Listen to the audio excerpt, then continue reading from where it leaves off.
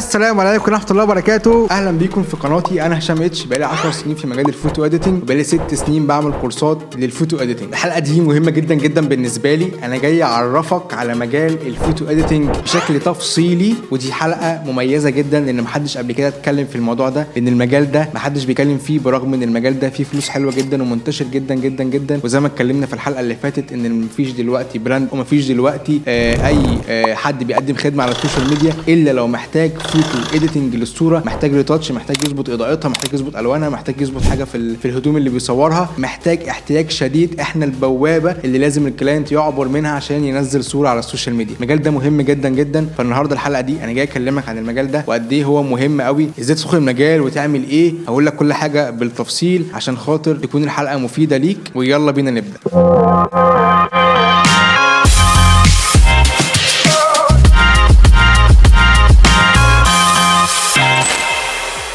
طب دلوقتي نروح للسؤال المهم قبل ما اصدعك برغي كتير قوي. هل المجال ده بيجيب فلوس حلوه؟ تعرف تعتمد عليه كمصدر دخل؟ تعرف تخطب وتتجوز بيه؟ تعرف ما تشتغلش حاجه جنبه يبقى هو المصدر الاساسي بتاعك؟ وانا بقول لك، وانا فعلا المجال ده انا بادئه في 2017، خطبت واتجوزت بيه، وحاليا انا معايا طفلين ومعايا شركتي ومعايا موظفين ومعايا ناس شغاله اوفلاين وناس شغاله اونلاين، وعندي الويب سايت الرسمي بتاعي، عايز ناس شغاله برضو، بقدم كورسات اونلاين. كل ده بعمله من المجال ده. بس انت كمان تقدر تعمل ده لو سمعت وفهمت الخطوات اللي هقولك عليها دي. هنبدا ازاي؟ هنعمل ايه اول خطوه ممكن اخدها لو انا حد على الله خالص، انا تمام ما لقيتش، انا سمعت الكلام اللي في الفيديو، طب انا اعمل ايه؟ انا بحب الالوان وبحب الايديت وبعمل ايديت بالتليفون وعايز ادخل المجال وابقى محترف فيه فعلا، اعتمد عليه كمصدر دخلي، او انا بدرس في الكليه وعايز اشتغله بجانب دراستي. هل ممكن اعمل كده؟ طبعا ممكن تعملي كده، او ممكن تعمل كده بجانب دراستك. انا كل الناس اللي شغالين معايا هنا اصلا 20 21 كلهم طلاب، وكلهم بيدرسوا وقت الامتحانات، بينزلوا امتحاناتهم وبيقدروا يطلعوا مرتبات كويسه جدا ومصدر دخل ليهم، سواء شغالين معايا في المكتب بمرتب ثابت او شغل ليهم هم بره المكتب ككلاينت بيقدروا برضو يطلعوا منه دخل. ما شاء الله الشباب عاملين شغل هايل جدا في المكتب هنا وبره المكتب، بيقدروا يطلعوا مرتبات كويسه جدا. نخش في المفيد بقى. اول خطوه هتاخدها ان انت محتاج تدخل على اليوتيوب، تعمل اويرنس لنفسك كفايه ان المجال ده المجال ده انا حابه وشايف ان التطلعات اللي فيه او الحاجه اللي فيه كويسه جدا وانا عايز ادخل المجال ده. هتعمل ايه؟ هسيب لك هنا، ما اعرفش انت هتبقى ظاهره في اليوتيوب هنا ولا هنا، ده كورس فري على اليوتيوب انا منزله بشرح فيه اللايت روم والفوتوشوب كده. كان كورس كنت منزله في 2020. ادخل الكورس ده اتفرج عليه، هتستفاد منه جدا. منزل كمان كذا حلقه بتكلم فيه عن اللايت روم والفوتوشوب، ادخل اسمع الحلقات دي، هتستفاد جدا وهتفرق معاك قوي قوي قوي، وهتبدا تفهم المجال ده، تفهم احنا بنعمل ايه في الصور وبنعدل ازاي على فايل الرو وهكذا. واللازم منه خطوه اولى لاي حد عايز يدخل المجال ان هو لازم يدخل يشوف ايه الكورسات او مين اللي بيقدم كورسات تانية. في حد تاني زي احمد سعيد تيتو، ده بيقدم كورسات عن اللايت روم وعن الفوتوشوب برضو فري على اليوتيوب، تقدر تدخل تتفرج عليه وتتفرج وتشوف مين بيعمل ايه والبرامج دي بيحصل فيها ايه وهكذا. كنت منزل حلقه قبل كده، لو انت بقى عايز تجيب البرامج، في حلقه عن اليوتيوب كنت منزلها، مش عارف بقى اذا كنت هنزلها قبل الحلقه دي ولا بعدها. عموما في حلقه على اليوتيوب انا منزلها او هنزلها لسه على حسب انه فيديو ينزل الاول، بشرح فيها بالظبط ازاي تجيب برامج الادوبي اللي هي الفوتوشوب واللايت روم. دول البرنامجين اللي احنا بنستخدمهم وبنشتغل بيهم عشان خاطر تبدا تنزل البرامج. انا دلوقتي يا عم اتش خلاص انا اقتنعت بكلامك وعايز اجيب بقى شاشه وجهاز. هجيب ايه؟ طيب احنا في الفوتو اديتنج عندنا حاجتين مهمين جدا. الجهاز اللي هشتغل عليه لازم يكون جهاز البروسيسور والمعالج والمذر بورد يكون كويس جدا، عشان خاطر برامج ادوبي قويه جدا وبقى فيها اي دلوقتي. فانت محتاج تجيب جهاز يعني ممكن تستارت مثلا في رينج من اول 20,000 جنيه وانت طالع، بحيث ان انت يعني استارت البرامج بتاعتك عشان تبدا تشتغل عليها مش اقل من 2021 2022 عشان تقدر تاخد الفيتشرز الكويسه اللي فيهم. فانت محتاج تجيب جهاز يعني مينيمم 20-25,000 جنيه اللي هو بسم الله بدايه. الشاشه بقى، الشاشه معظم الناس حتى في ناس كتير جدا جدا بييجوا يحضروا الكورسات معايا بيتخموا في موضوع الشاشات ده. احنا مش بتوع الجيمنج، يعني ما حدش يجي يقول لي انا الشاشه دي لقيتها كويسه الهرتز بتاعها عالي، انا مش دعوه بالهرتز. انا كل اللي بيهمني في الشاشه ان الاس ار جي بي بتاعها يكون 99% ويكون الشاشه فيرجن جديد. ليه؟ انا دلوقتي بتفرج على صوره، الصوره دي عباره عن الوان، فلازم الشاشه الاس ار جي بي ده مساحه الالوان. هم بيصنعوا الشاشه، الشركات وهي بتصنع الشاشات بيحطوا بورد فيها مساحه الوان كتير قوي عشان حضرتك لما تشوف الالوان اللي في الشاشه، يعني انت دلوقتي بتتفرج على صوره، شفت الالوان اللي في الشاشه، لما تيجي تنقلها على تليفونك او تبعتها لزميل ليك تكون الالوان رايحه له مظبوطه. طب لو انا شاشتي مش 99% اس ار جي بي، فانت كده واخد مساحه الوان قليله جدا في الشاشه، فانت في تدريجات الوان انت مش شايفها. ممكن تبقى الصوره مثلا في الوان تدريجات الوان، الاخضر انت مش شايفه ان هو اخضر مصفر، انت شايف اخضر بس، في درجات في الاخضر انت مش شايف، درجات في الازرق انت مش شايف. فتيجي تودي الصوره دي لتليفونك او توديها لحد تاني يقول لك والله انا حاسس ان الاخضر ده اخضر قوي. ايه يا عم ده انا شايفها في الشاشه عندي مظبوط، لا والله. فبنفضل نلف حوالين نفسنا. فلما الشاشه تكون اس ار جي بي 99%، الالوان اللي انا بعملها في شاشتي هي اللي انا لما ببعتها لحد بيشوف نفس الالوان اللي انا بشوفها. الايفون الوانه كويسه جدا، في تليفونات من سامسونج كويسه جدا. اصلك بص، معظم الشركات دلوقتي كلها بتعمل اس ار جي بي، بس تعمله بنسب. يعني ممكن حد يجيب تليفون اندرويد مثلا ب 5000 جنيه هو اس ار جي بي، بس ممكن الاس ار جي بي بتاعه يكون 80% 85%. فانت تيجي تشوف الصوره على تليفونك، انت شاشتك مظبوطه 100% اهو، بس تليفونك مش مظبوط، فاكيد اللون اللي على الشاشه غير لون على التليفون. فاحنا بنعتمد الشاشه. انا بحاول اوصل لك ان الموضوع عميق شويه ورخم شويتين. طب احنا بنعتمد ايه؟ والله انا بنسبه كبيره اللي قريب للحقيقي تليفونات الايفون. فانت بتجيب شاشه، تحاول تجيب شاشه فيرجن حديث شويه، يعني مثلا من اول 2022 كده 2021 وانت طالع، وتكون الاس ار جي بي بتاعها 100%. اعرف منين؟ بجيب اسم الشاشه، والله من ورا كده في ظهر الشاشه اسمها مثلا اتش بي كذا، باخد اسمها واكتب على جوجل السيرش كده مواصفات الشاشه كذا، فبيطلع لي مواصفاتها، بلاقي في البند المواصفات كده ان هي اس ار جي بي 99%، خلاص الشاشه دي كويسه. طيب في شاشات بتكون اس ار جي بي 99% او 100%، بس هي مش شاشه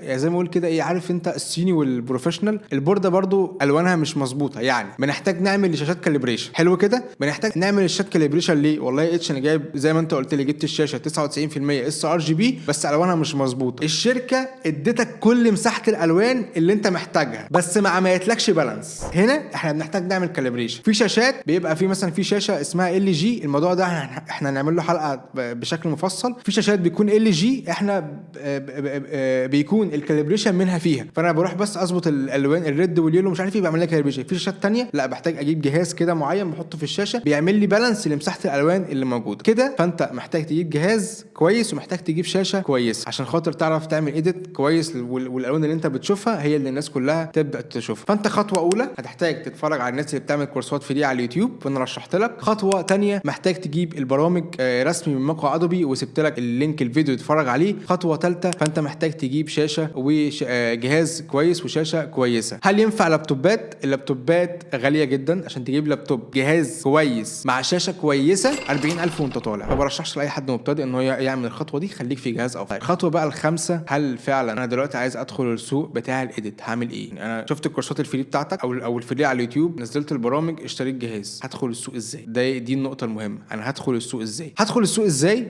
انا هرشح لك جروب كتير قوي مليانين مصورين. انت كفوتو اديتور مين العميل بتاعك؟ المصور. فانت محتاج تنط تشمر كده وتنط جوه المصورين. انا برشح ايه؟ انت حد دخلت في المجال شويه ودوست فيه وعايز تتعمق فيه وتبدا ان انت تفهم تعمل ايه، انا نصيحه وجهه نظري، ادخل انزل اشتغل في مكتب مع اي مصور عنده مكتب محتاج اديتور معاه، انزل اشتغل معاه. حتى لو هتعمل اي حاجه هتستفاد ايه؟ هتاخد فكره، هتتعلم من التيم اللي معاك، هتفهم الموضوع بيمشي ازاي، هتعرف تكسب نتورك قويه جدا. عشان خاطر احنا شغلنا اصلا والفلوس والشهره والكلام ده كله، وان انت تكبر في المجال قايم على النتورك والناس اللي حوالين منك اللي معارفك مين شغال مع مين وهكذا. فانت لما تنزل تشتغل في مكتب سواء بقى فوتوغرافر او تنزل تشتغل في مكتب ايديت، لو في اديتور قوي عنده مكتب تنزل تشتغل معاه، دي خطوه مهمه قوي قوي قوي انت في احتياج ليها. لان في حاجات مهما لفيت ودورت وخدت كورسات ما بنتعلمهاش غير جوه قلب سوق العمل، جوه مكاتب الايديت نفسها. انزل اشتغل مع مصور في الايديت حتى لو هيديك مرتب قليل، بس دوس. طيب دي كده خطوه اولى. الخطوه الاولى دي انزل اشتغل معاه سنه سنتين، هتستفاد، هتتعلم كتير قوي قوي، هتبدا تفهم السوق ماشي ازاي، هتعرف تسعر شغلك. فخطوه اولى لازم تنزل في مكتب مصور. هينفع اشتغل لوحدك؟ ما بحبسش كده، لان انت لما انت دلوقتي ما عندكش الخبره الكافيه، انت مش عارف السوق محتاج ايه في الايديت، مش عارف ممكن تشتغل ازاي. فانت لو عملت حاجه زي كده ما حدش هيرضى يبعت لك شغل. نزلت على جروب ولا يا جماعه انا اديتور عايز اشتغل، او اديتور حد يبعت لي صور، ما حدش هيبعت لك صور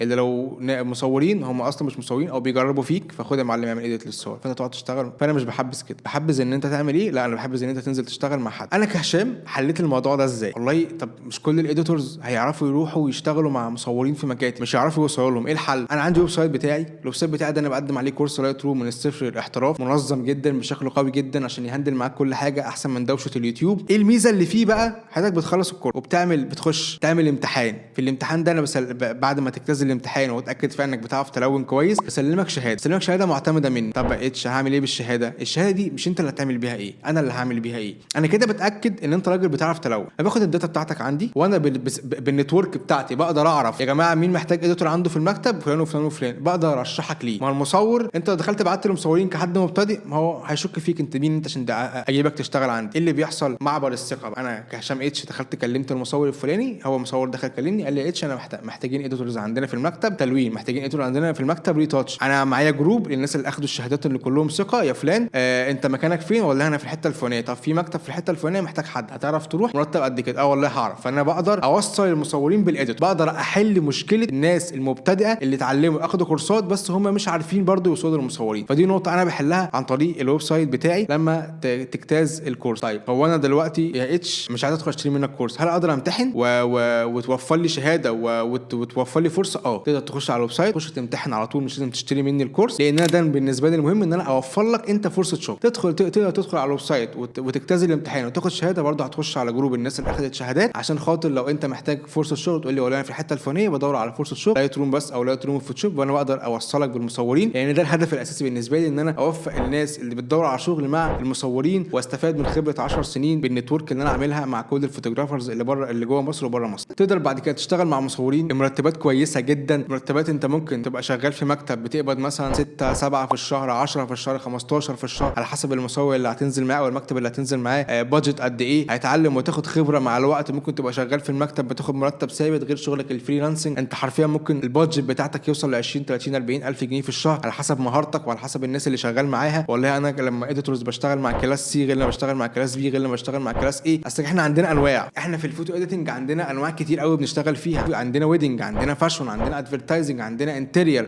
عندنا فود، عندنا برودكت. كل دي حاجات الحمد لله انا اشتغلتها وشفتها كلها. فانت بتحتاج ان انت تشتغل كل الحاجات دي وبعد كده ممكن تقرر تستقر. والله انا جربت ده وجربت ده وجربت ده وعايز ابدا استقر على الويدنج بس، عايز ابدا استقر على الفاشون بس. ما بنصحش الناس ان هي تشتغل في كل حاجه. خد فكره، انا بقول لك خد فكره اشتغل كل حاجه. انا لحد الان انا بشتغل كل حاجه، بس انا حاطط كل تركيزي في الويدنج والفاشون. ويدنج بالذات هشام اتش في شغل الويدنج، الوان الويدنج، لان انا بحب التلوين بتاع الويدنج. الويدنج بالذات فاتح معايا الوان عكس بقيه المجالات، احنا ما بنلونش اكتر ما بنعمل ريتاتش. انا بحب الويدنج لان انا بحب التلوين جدا، بحب الالوان جدا، بس انا بعرف اعمل كل حاجه. بعرف اشتغل مانيبيوليشن، بشتغل ديزاين، بشتغل كل حاجه. انا بقالي 10 سنين في الموضوع فبشتغل كل حاجه، بعرف اشتغل كل حاجه وبعرف اعمل كل ده. اعمل كل ده لو انت عندك وقت وعندك مساحه وعندك مجهود، اعمل كل ده، انا ما عنديش مشكله. بس هيجي عليك وقت انا متاكد ان انت هيبقى مثلا في ناس بتحب ريتاتش بس، هو بيحب يقعد يشيل ويحط مش عارف ايه، فانت هتلاقي نفسك غصب عنك بقيت ميال لحته معينه وبقى معاك كلاينت فيهم اكتر.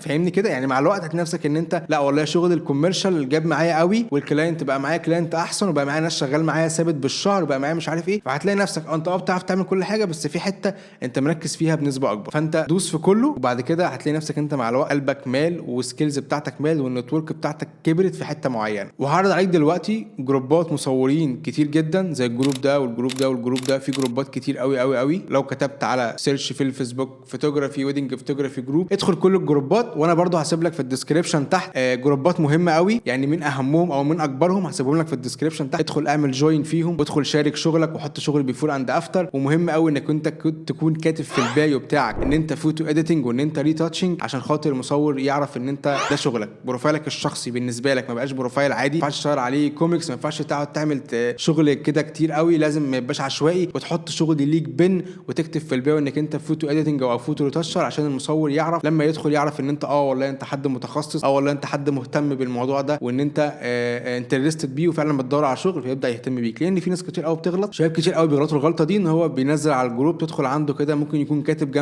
جنب اسمه ان هو فوتوغرافي. طب انت كاتب فوتوغرافي وبتقول لي ان انت بتدور شغل ايديت، فالمصور ما بيهتمش او بيشك فيه. كاتب ان هو عايز شغل ايديت او بينزل شغل مثلا يكتب في الجروبات، تدخل عنده تلاقيه اللي عنده صفحه وبيشاور ميمز وكوميك ومش عارف انت مش عارف فين شغله على قد الصورتين اللي حطهم في الجروب، فانت بتشك فيه. انت ممكن تشك ان الداتا دي اصلا مش بتاعتك. خلي بالك اظبط بروفايلك عشان خاطر لما تحط على حاجه على الجروب المصور بيخش يفتش البروفايل بتاعك، فاظبط البروفايل عشان تبقى محل ثقه والناس تعرف تبعت لك شغل فعلا. انا كده حاولت الخص لك الموضوع بتاع الفوتو اديتنج ومجال الفوتو اديتنج. اي حاجه محتاج تعرفها في المجال ده او تايه فيه او مشتت اكتب لي في الكومنتات وهرد عليك، واتمنى يكون الفيديو فاتكم، وما تنساش تعمل لايك وسبسكرايب عشان كل الجديد شديد. وعفوا.